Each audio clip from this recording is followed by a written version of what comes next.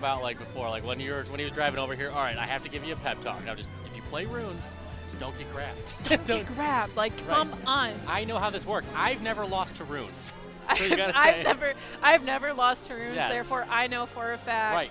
Do not get grabbed, and you're a-okay. I know how this works. I'm a master here, master coach here. All right, so I think this is going to be a lot of what we saw earlier. Dylster is just so comfortable going off the edge, and with Donkey Kong with a fairly vulnerable recovery, we'll see how it works.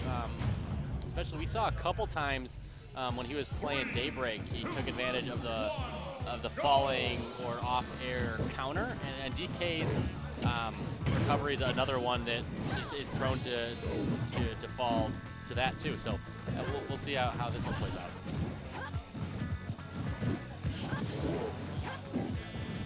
I mean, so far Dylster starting off really strong, literally not letting runes get any sort of hits in.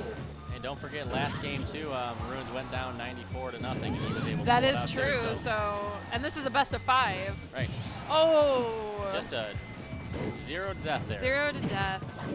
But it's okay. Runes has Steed and literally like came back and like won a game, so like it's totally fine.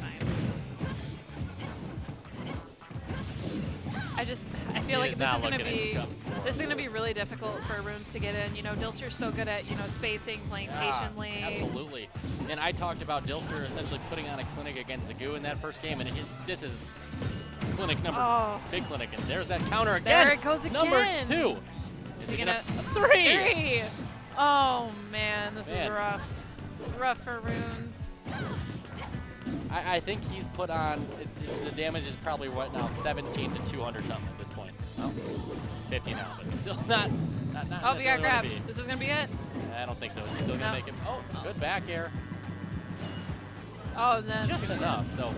And unfortunately that came, hopefully it's not too little too late and he's able to still make a game out of this, but yeah, it was a great way to take Dylster's first stock, but you're still fighting a long battle here when you rip your runes.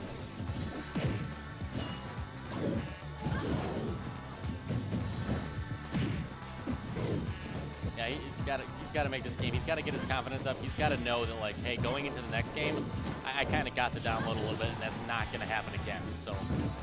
Oh, tries to go for recovery shield break. Oh, there it is. Oh no, not yet.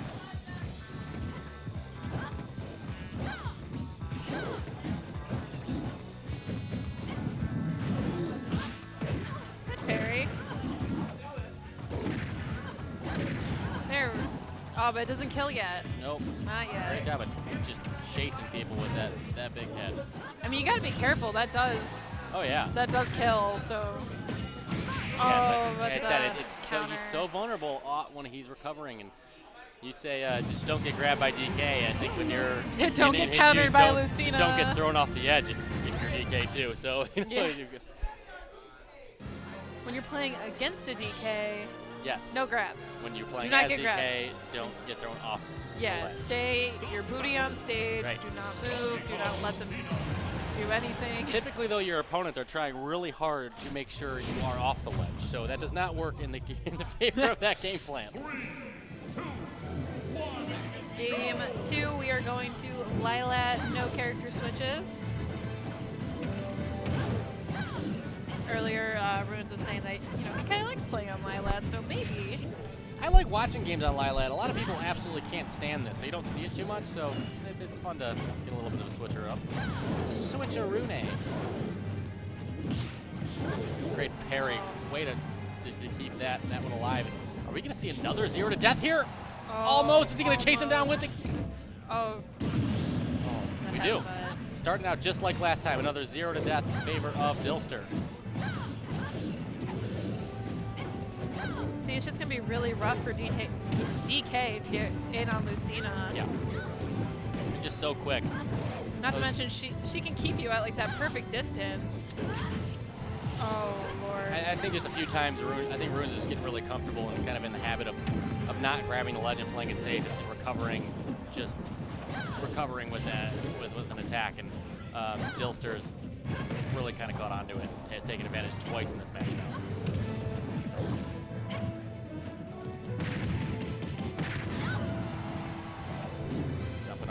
find the back air.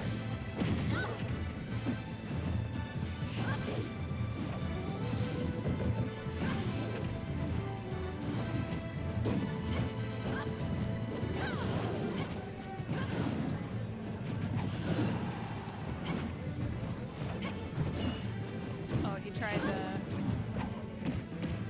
Grab. This could be it. And Not oh, yet. At that point, he thought, I'm not chasing, I'm not running off with you. Back air will be enough. Oh, he tried to do can't the back be air, chasing. Not a good idea. But the 3-stock game 2 for Dylster. I also maybe considering like this, you know, I know that Rune's like he has to go in and he has to try something because if you let Lucina come to you, you know, she's keeping you at bay with that sword. Yeah. And he really needs to like go in and try to catch her off guard. Ooh, a character switch to I Roy. was thinking that might happen. Not specifically, he was going to Roy, but I think he knew that DK was not Probably not happening there. Absolutely. So Not for that matchup. No. we're seeing a good old-fashioned Fire Emblem fight. Let's see, Sortie v. Sortie. I mean, a couple weeks ago, I don't know if Runes has played him like recently or if he played him last week or whatever, but a couple weeks ago, I was commentating and he did bring out the Roy boy. And I've been seeing more and more people, you know, trying to pick up Roy. And after everyone saw Salt 1 play with him at Little Big House here, and in Salt everyone's 1, like, you know what, Roy, yeah. it's looking pretty nice. Salt 1 made Roy look fun, so it was pretty neat. And I think a lot of people are a little more confident with it. We've seen a few more Roys, we've seen a few more Game & Watches. One thing that you cannot do as comfortably with Roy as you can with Lucina or Joker is the falling counter. Something after I saw Salt 1 play Roy, I was like, I'm going to give him a shot. Oh, I'm going to try this. Oh, wait. Oh, Dead wait. Every no. time. So,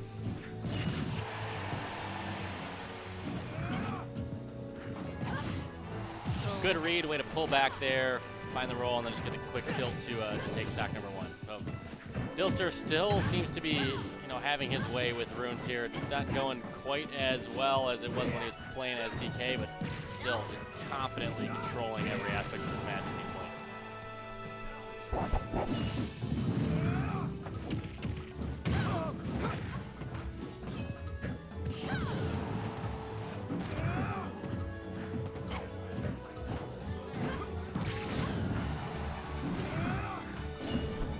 Loser of this game moves on to Grand Finals to play against Daybreak.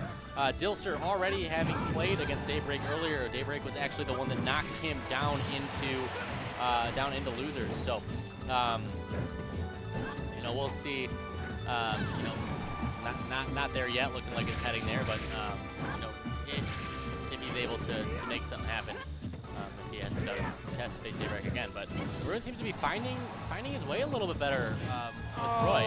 But right as I say that, bye-bye. It was like he threw out a counter and then Yeah. Dylster was able to punish.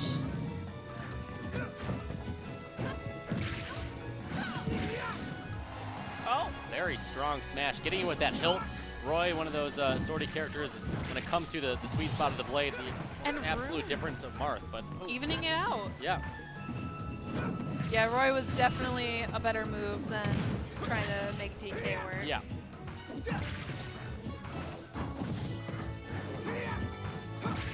Yeah, looks like Ruins seems to have something figured out here. It seems the momentum is heading in his direction, and Dylster's got to make some adjustments here. Granted, you know, Dylster does have the luxury of knowing that, hey, if I lose this one, I have a couple more games to play Yeah, if it more comes down to it.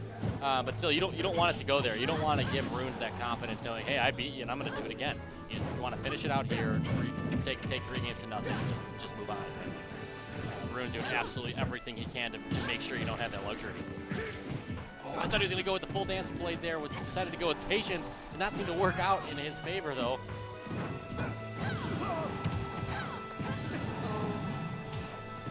Tried the falling counter, and like I said you can't do that. He didn't listen to me. Oh. Yeah. I mean, you gotta respect the try. You know, Yeah. He probably thought, you know, Dylster has no problem Right. in trying to. And it's a tough spot to be in. You know, I don't know. Maybe he is really comfortable.